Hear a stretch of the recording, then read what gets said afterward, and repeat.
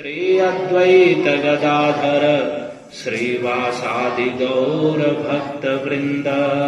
हरे कृष्णा कृष्णा कृष्णा हरे हरे, हरे राम राम राम हरे हरे। हरे कृष्णा कृष्णा कृष्णा हरे हरे, हरे राम राम राम हरे हरे। ओम नमो भगवते वासुदेवाय।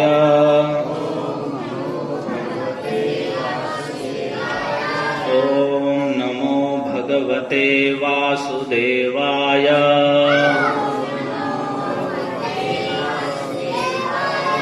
ओम नमो भगवते वासुदेवाय।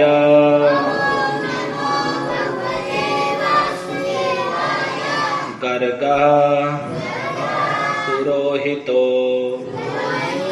राजन् यदूनां सुमहातपाः व्रजं जगाम नन्दस्य वसुदेव प्रचोदितः। हरे कृष्ण। आप सभी का स्वागत है कृष्ण कथा में। आज बड़ा ही शुभ दिन है, यम द्वितीया का, जिसमें यमराज भी भगवान के भक्तों में से, श्रेष्ठ भक्तों में से एक गिने जाते हैं। और यमुना जी तो भगवान की पत्नी भी हैं। कालिंदी जो भगवान की 8 पटरानियों में से हैं, वे यमुना जी हैं। और यमुना जी भगवान की अनेक प्रकार की लीला विहार की सहायिका है।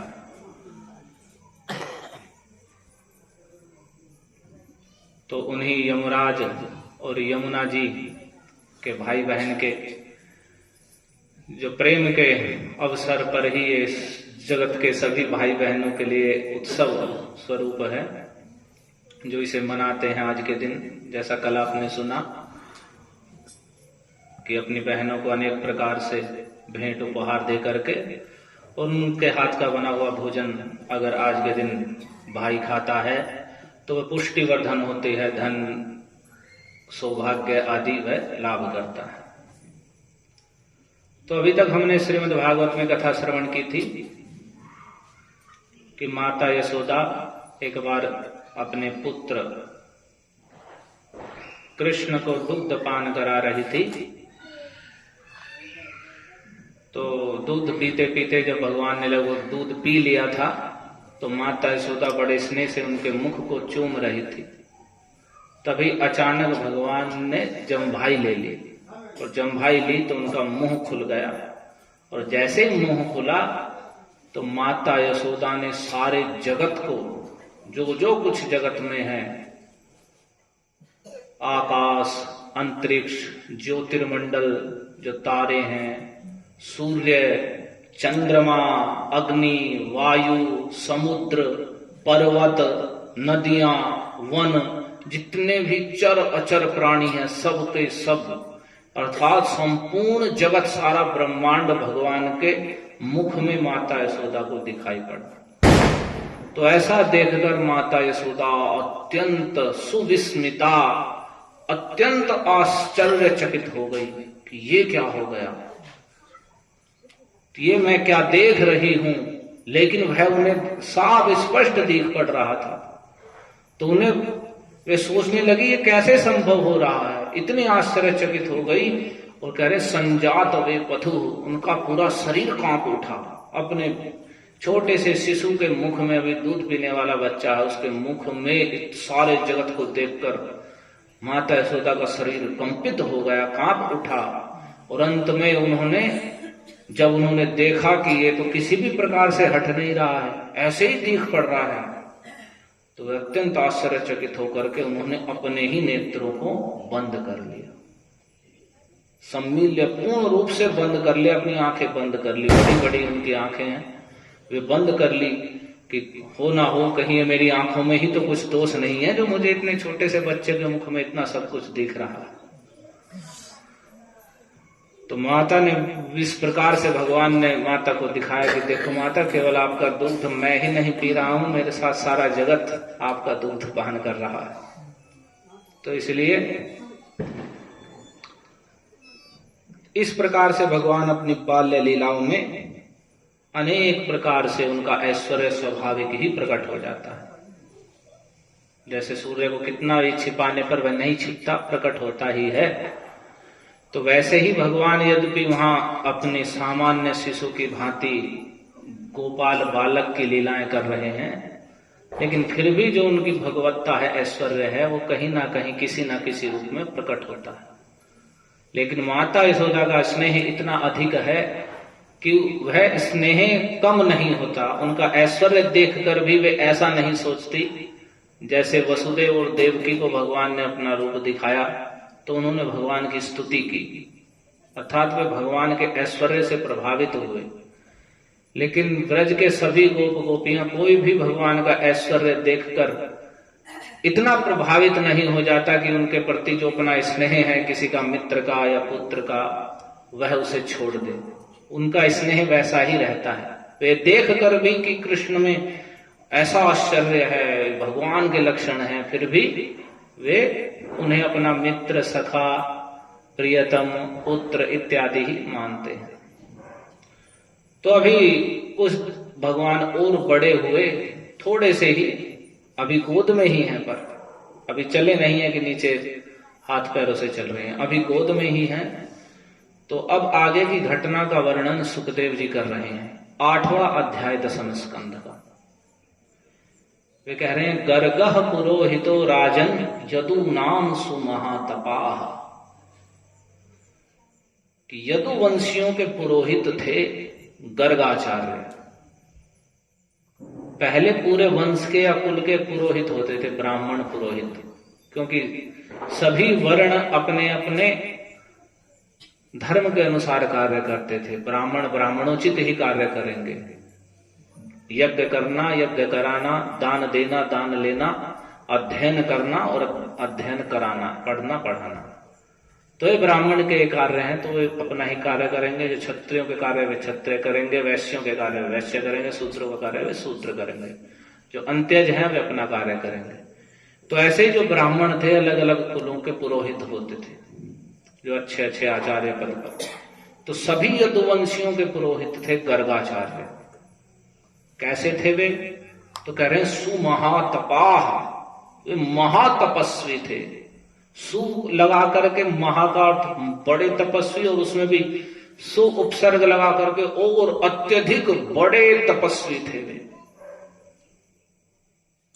अत्यंत तपस्वी गर्गाचार्य यदुवंशियों के पुरोहित थे। तो वे वसुदेव प्रचोदित, वसुदेव जी ने उन्हें प्रेरित किया, क्योंकि जब नंद महाराज वसुदेव जी से मिलने गए थे, जो प्रारंभ से ही कथा सुनने आ रहे हैं, उन्होंने सुना होगा कि वसुदेव जी का हृदय अपने पुत्रों में लगा हुआ था, और उन्होंने नंद महाराज से तभी कह दिया था कि आप चले जाओ, निश्चित रूप से गोकुल में उत्पात हो रहे हैं। तो वसुदेव जी का एक एक दिन वसुदेव जी गिन रहे थे कि मेरा पुत्र अब कितना बड़ा हो गया होगा, कितना बड़ा हो गया होगा। तो क्योंकि वसुदेव जी यदुवंशी हैं, यदुवंशी क्षत्रिय हैं, तो उन्होंने गर्गाचार्य से प्रार्थना की कि हे आचार्य प्रवर, आप जाइए नंद भवन में, ऐसे ऐसे मेरे पुत्र हैं, और आप उनका जाकर के द्विजाति संस्कार कर दीजिए। द्विजाति संस्कार का अर्थ, जो ब्राह्मण क्षत्रिय वैश्य हैं उन्हें द्विज कहा जाएगा, लेकिन द्विज का अर्थ है दोबारा जन्म लेना। जन्मना जायते शूद्र संस्कारात् भवेत् द्विजा, जन्म से शूद्र ही उत्पन्न होता है। संस्कार होने पर, जब ब्राह्मण का ब्राह्मणोचित संस्कार होता है, क्षत्रिय का क्षत्रियोचित, वैश्य का वैश्योचित, तब वे द्विजत्व द्विजाति लाभ करते हैं। तो वसुदेव जी ने जान गए थे कि मेरे पुत्र की इतनी आयु हो रही है, तो उसका नामकरण आदि होना चाहिए, क्योंकि नंद आदि गोप हैं, क्या परिस्थिति है वहां, तो वैसे भी उत्पात हो रहे हैं, हो ना हो, कैसी परिस्थिति है, तो वे स्वयं ही वसुदेव जी ने उन्हें प्रेरित किया कि आप जाइए नंद गोकुल में और वहां मेरे ऐसे पुत्र हैं, उनका नामकरण संस्कार कर दीजिए, द्विजाति संस्कार के रूप में नामकरण कर दीजिए। तो ये नामकरण की देखिए कितनी श्रेष्ठ व्यवस्था है कि आजकल तो जन्म लेते हैं और जन्म लेते ही वहीं टिंकू मिंटू पिंटू कुछ भी नाम रख देते हैं, कुछ भी निरर्थक, जिनका कुछ अर्थ ही नहीं है, जबकि नाम अर्थपूर्ण होने चाहिए और उसके गुण और लक्षणों के अनुसार। जो ज्योतिषी हैं, कुछ ज्योतिर्विज्ञान को जानने वाले सदाचारी, कोई ब्राह्मण पंडित हैं या बड़े आचार्य भक्त हैं, तो कुछ भगवान के नाम पे उसके गुणशील को देख करके वैसा नामकरण होना चाहिए, लड़के लड़की जो भी, जिसका मुख्य रूप से भगवान के नाम के संबंध में, कि हम अगर घर में सभी का भगवान के नाम से नाम है, तो अगर हम किसी को पुकार रहे हैं तो अनायास ही हम भगवान के नाम का उच्चारण कर रहे हैं। किसी के पुत्र का नाम गोविंद है तो दिन भर अगर वो उसे खिलाएंगे तो गोविंद गोविंद करेंगे, तो ना चाहते हुए भी वे भजन भी कर रहे हैं और अपना कार्य भी कर रहे हैं। तो इसलिए जो भी पुत्र पुत्री हैं उनके नाम भगवान के नाम पर होने चाहिए, सार्थक होने चाहिए, उनका अर्थ होना चाहिए, ऐसे नहीं कि मन गणंत कुछ भी नाम रख दिए। तो वो नामकरण बड़ी बात है, और रखवाना किससे चाहिए, तो वो भी इसलिए अपने सुमहातपा अत्यंत तपस्वी हैं गर्गाचार्य, उन्हें वसुदेव जी ने प्रेरित किया। तो उनकी प्रेरणा से गर्गाचार्य व्रजम जगामनंद से नंद बाबा के व्रज में गए। जैसे गर्गाचार्य नंद बाबा के व्रज में गए तो वे सुप्रसिद्ध थे, पूरी पृथ्वी पर ख्यात थे कि गर्गाचार्य यदुवंशियों के पुरोहित हैं और बड़े तपस्वी श्रेष्ठ ब्राह्मण हैं।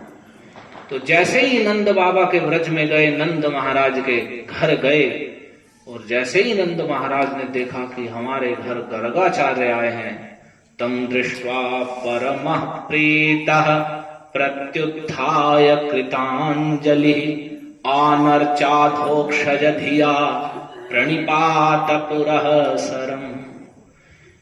तो ऐसा नहीं नंद महाराज ने सोचा, जैसे लोग सोचते हैं, अरे ये कहां से आ गए साधु, ये हरे कृष्णा वाले आ गए, कथा हो रही होगी, कलेक्शन करने के लिए आ गए हैं। तो ऐसे नहीं, जैसे ही नंद महाराज ने देखा, तम दृष्टवा परमः प्रीतः, परम प्रसन्न हो गए, उनके हृदय में बड़ी प्रसन्नता हो गई गर्गाचार्य को देखते ही कि अहो भाग्य, गर्गाचार्य आज हमारे घर आए हैं। और प्रत्युत्थाय वे अपने आसन से खड़े हो गए और खड़े होकर कृतांजलि हाथ जोड़ लिए, और हाथ जोड़ करके प्रणिपात पुरः सरम, गर्गाचार्य के चरणों में उन्होंने प्रणिपात किया, दंडवत प्रणाम किया नंद महाराज ने। वो प्रणाम करके आनर्चा धोक्षज दिया, वे गर्गाचार्य की अर्चना करने लगे, उनकी पूजा करने लगे। कैसे उनका आदर सत्कार पूजा कर रहे हैं, अधोक्षज धिया, कि साक्षात अधोक्षज भगवान हरि ही मेरे घर आ गए हैं, ऐसा जान करके साक्षात भगवान आ गए हैं मेरे घर में, ऐसी बुद्धि से, ऐसे हृदय से उन्होंने गर्गाचार्य की पूजा की, उनका सत्कार किया। आनर्चा अधोक्षज धिया, अधोक्षज बुद्धि से। सामान्य रूप से भी अतिथि को कहा जाता है अतिथि देवो भव, कि अतिथि कोई अचानक कोई व्यक्ति आ गया तो वह अतिथि है। अतिथि का अर्थ ये नहीं है कि हमारे जो जानकार हैं और पहले से फोन फान करके बता रखा है हम उस समय आ रहे हैं, ऐसा है ये है। तो अतिथि शब्द का है जिसकी कोई तिथि नहीं है, अचानक कोई व्यक्ति आ गया तब उसे अतिथि कह रहे हैं। तो सामान्य अतिथि को भी कहा देवो भव, उसे देवता भगवान के जैसा जान करके कि भगवान आए, उसका एक गृहस्थ को आदर सत्कार, उसे बिठाना, जल आदि या भोजन आदि जो आवश्यक है उसे देना चाहिए। और ये तो गर्गाचार्य जो पृथ्वी पर ख्यात इतने श्रेष्ठ मुनि हैं, वे आए हैं, तो उनकी